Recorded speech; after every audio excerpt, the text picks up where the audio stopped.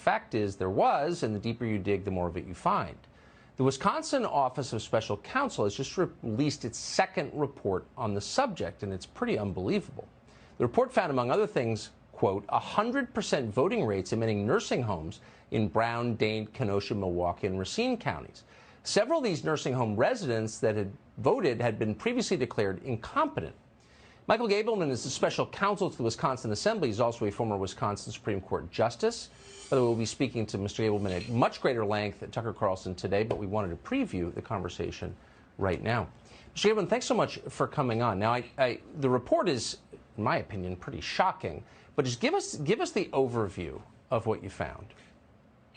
Tucker, the overview relates right back to what you said in your opening segment, the relatively unremarkable observation that all lives are equal. Well, yes. It should be also unremarkable to say that all votes in a democracy are equal. But that wasn't the case in Wisconsin in November 2020.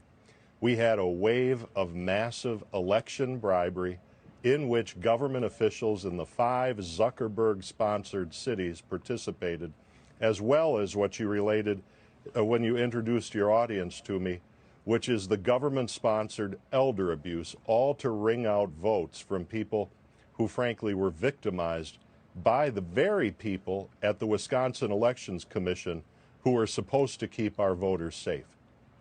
I'm a little confused because Mark Zuckerberg is a tech billionaire. He's not a government official. He has no legal or constitutional right to control our elections. But it sounds like he had a great deal of control over the elections in Wisconsin. He had a great deal. He adopted a plan by a guy who became his employee named David Plouffe, who wrote the unsubtly titled book, A Citizen's Guide to Beating Donald Trump.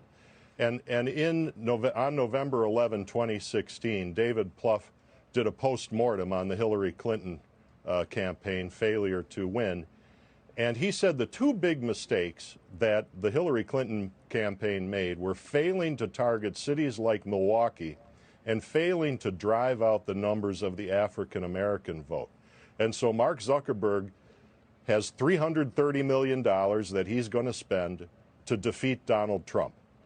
And he puts David Plouffe's lessons of the 2016 campaign into operation in Wisconsin. And now we are seeing a complete cover-up and obstruction by the very so-called public servants who ran this election, who should have been in charge, but who delegated it out to Mark Zuckerberg's agents and virtually employees.